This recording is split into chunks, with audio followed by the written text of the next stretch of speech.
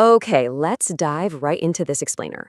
Imagine a medical mystery where a tiny, almost imperceptible genetic typo triggers a massive, profound physical crisis. Today, we're unraveling spinal muscular atrophy, or SMA.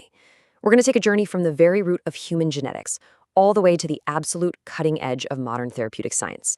It's a fascinating ride, so let's get into it. Now, we are talking about a disease that fundamentally alters a patient's life trajectory literally from day one. But, before we look at the revolutionary treatments that are changing those trajectories today, we first need to understand the incredibly high stakes of this biological puzzle. Like, how exactly does a single microscopic typo completely sever the vital connection between the brain and the body? Well, to put it simply, spinal muscular atrophy is a severe neurodegenerative disorder. It aggressively targets what we call the alpha motor neurons, right in the spinal cord and brainstem. Basically, the command center of the brain is trying desperately to speak, but SMA severs those communication lines to the skeletal muscles, and that leads to this progressive, profound muscle wasting. Which brings us to part one, the devastating disconnect. Let's look at the clinical reality here. The most acute presentation is severe SMA, or type 1, which was historically known as Wernicke-Hoffmann disease. It's characterized in infants by what clinicians often call floppy baby syndrome, simply due to that profound muscle weakness. And the reality here? It's incredibly stark. Without intervention or respiratory support, infants with severe SMA face respiratory and bulbar muscle failure before their second birthday. It's literally a tragic ticking clock. The physical toll of this type 1 is extensive. We're talking profound hypotonia, totally absent deep tendon reflexes, and tongue fasciculations. You'll also see something called paradoxical breathing, which happens because there's severe intercostal muscle weakness that actually spares the diaphragm. And this specific symptom, it perfectly highlights the tragic disconnect of SMA. The muscles themselves are completely healthy and ready to work, but the progressive loss of motor neurons means the signals simply aren't getting through. So what's actually happening inside the cells of these children to cause such devastation? I mean, why are these alpha motor neurons just dying off? Well, to find the true culprit, we have to bypass the muscles, bypass the neurons, and zoom way in to chromosome 5q13 to look at the DNA itself. Let's get into part two, the genetic glitch. So SMA is driven by mutations in the SMN1 gene.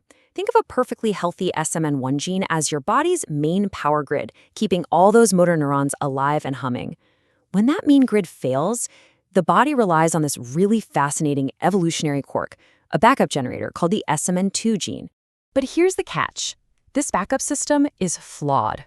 Because of just a single microscopic C-to-T typo in our massive human genome, the cell's reading machinery, the spliceosome, accidentally skips over a crucial chapter called exon 7. The result of that skipped chapter? The factory produces a truncated, highly unstable protein that basically just falls apart before it can even do its job. However, biology is incredibly resourceful.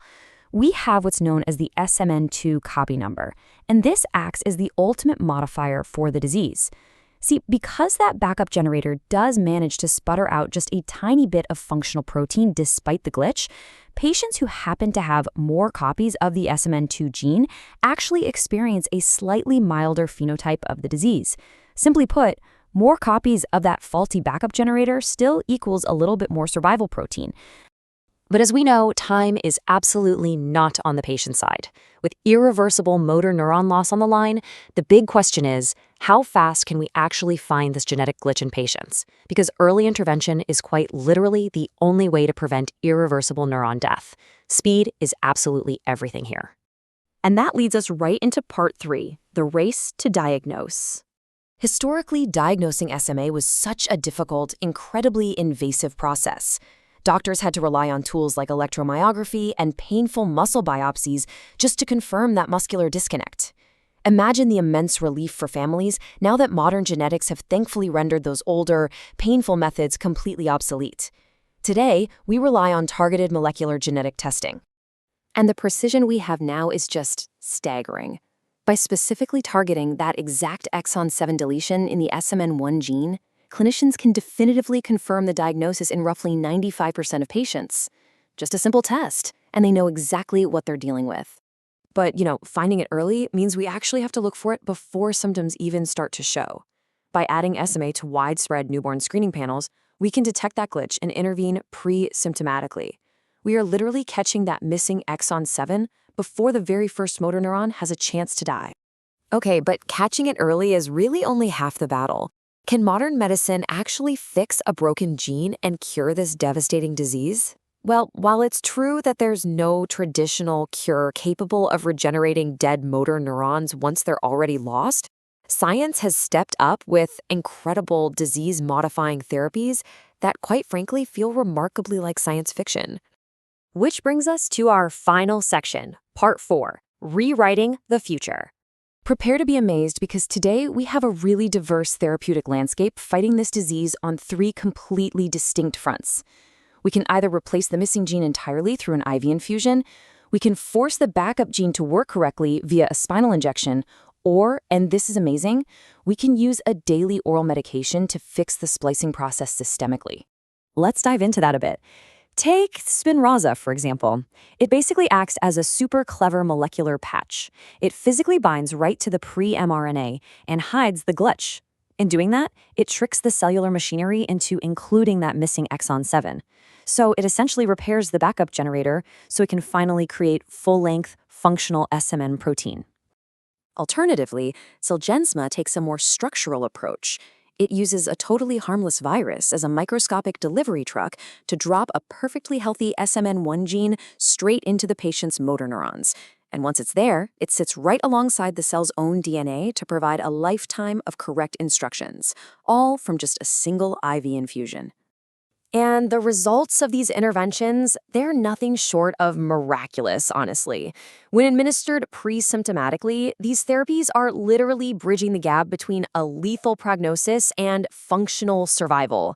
We're seeing children achieve developmental motor milestones that were thought utterly impossible just a decade or so ago. So we've seen how identifying just a single molecular typo can lead to therapies that completely rewrite a patient's destiny. But this leaves us with an incredibly exciting thought to chew on. If we can fundamentally rewrite the devastating destiny of an SMA diagnosis with these targeted genetic interventions, what other genetic medical mysteries might we solve next using these revolutionary blueprints? Just imagine what else we're going to cure in the years to come.